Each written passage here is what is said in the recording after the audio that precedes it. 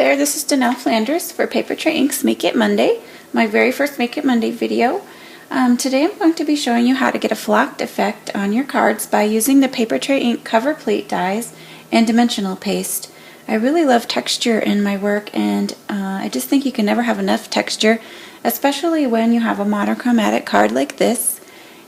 Texture is really important to keep the design a little bit more interesting.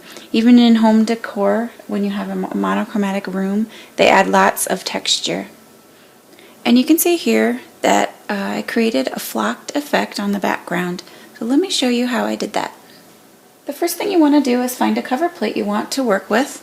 The cover plates are designed to cut out a pattern, and here are some samples of cover plates that I had in mind. These are by Papertrey Inc. There are triangles, chevrons, hexagons, diamonds. Any of these would work. Papertrey Inc. also has embossing plates, such as these. Now, embossing plates will not work for this technique. They do not cut out a design, and essentially we're creating a mask. So we want something that is going to cut out a design. For my card today, I chose the cover plate circles. You're going to create a mask by die cutting this out of Papertrey Inc. cardstock. You can use any color. I chose a darker color for the video so it will show up better. But you can use any scrap that you have on hand. You'll cut it out with your die cutting machine, place the cardstock underneath, and run it through your die cutting machine. And you'll end up with something like this. And you're going to want to pop out all of these little circles. And you can save these circles for another project if you'd like. When you're done popping them all out, you'll have something like this. Now I've cut a piece of rustic cream cardstock, the same size as my mask, and you'll want to place your mask over the top. You can use a little bit of washi tape to tape it down so it doesn't move around on you. So you'll just tape the top and the bottom. Now to create the flocked effect, I'm using this fiber paste that I found at Michael's. They have quite a few different kinds of paste that would work. They have dimensional paste, molding paste, gesso.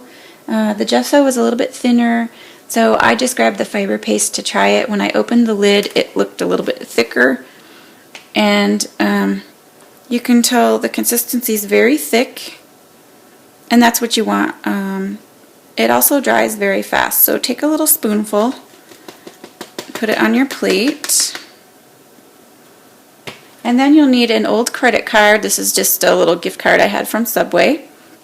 And you're going to want to just grab some of the dimensional paste on your credit card. And you'll just, at an angle, slide it across your mask. And you'll want to fill in all of these circles. You can go up and down, side to side. Just get it all on there and then smooth it out. It takes a few minutes to get it all where you want it. And it doesn't have to be perfect by any means. Just kind of a fun technique.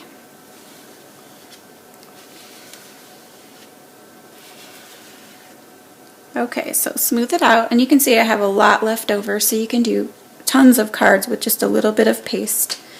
When you remove the tape and the mask, I can get a hold of it. Voila! Now it takes a little bit of time to dry, but you can heat it with the heat tool and it dries in just a minute or two.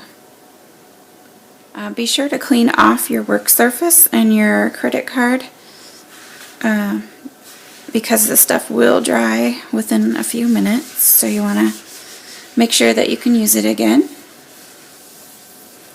You can also add color to the paste, which is what I'm going to show you next. Let me just grab my spoon here.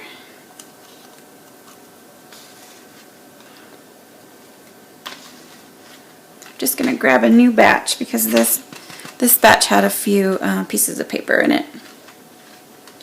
Now, I've also done some aqua mist ones here, and you can color the paste to match your cardstock. All you need is an ink refill. This is Aqua Mist ink refill. You just need a drop or two of ink. Grab your spoon again.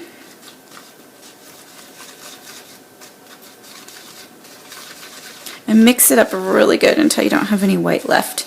You can add more color if you want it darker. But this would be really fun to do all different colors. I chose the circle plate because I thought it would be really cute with a holiday card. And I wanted to use the snowflake dies, so I thought the circles kind of look like little snowballs. And then you just go ahead and do the same technique, except you'll use Aqua Mist cardstock instead of the Rustic Cream cardstock. So that's it for the technique. It's pretty easy. And out of one piece of 8.5 by 11 cardstock, you can actually get 4 pieces. Let me go ahead and show you how I assembled the rest of the card. My finished flocked piece is actually an A2 size card front. So I've gone ahead and cut a Rustic Cream card base 11 inches by 4 1/4, scored it and folded it in half.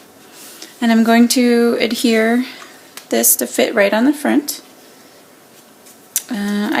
I like to use these little sticky squares by Glue Arts.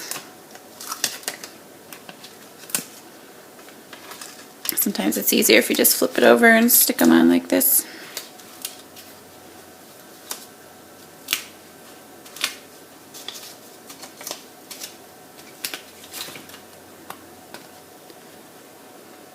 My card front actually dried in a matter of minutes, and I didn't even heat it with the heat tool this time, so it dries very quickly.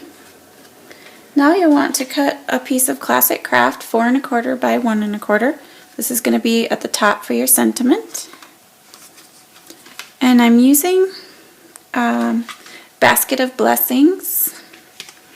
I've gone ahead and grabbed the large text stamp, and I'm going to ink that up with Classic Craft ink.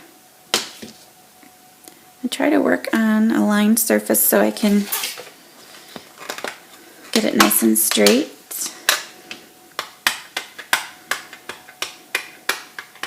I like the look of the text with the title over the top of the text, so it's kind of fun. Then I grabbed the thank you out of the same set. Oops, wrong side. And that is going to be over the top with dark chocolate.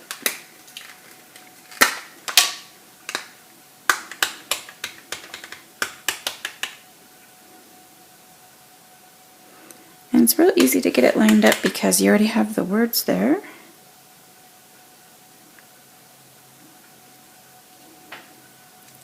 Okay, and then I'm going to go ahead and attach this to the card front.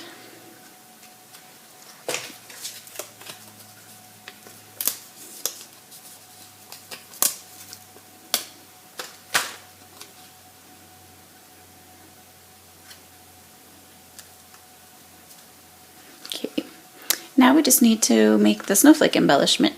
Here's the center embellishment that we're going to be making next. So what I did was cut a damask snowflake out of white cardstock.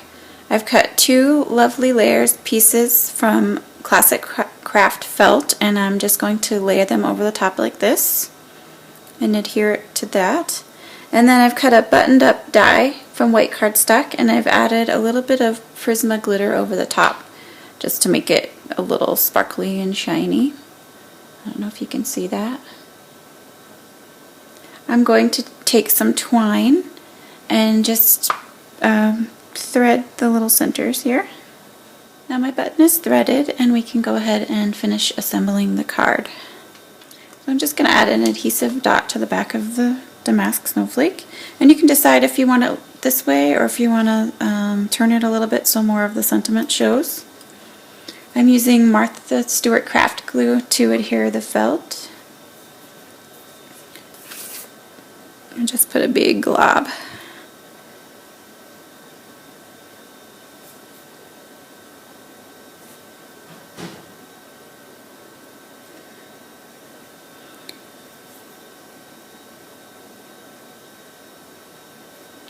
And if you're a stitcher, you can stitch these felt layers together, but just for today's video I'm just using the craft glue. And that's it.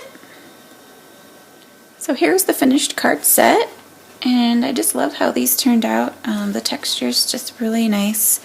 I think they would be beautiful as holiday cards as well if you want to change out the sentiment to a holiday sentiment. So that's it for me today. I hope you've enjoyed this video, and I can't wait to see your take on it. Have a great day. Bye.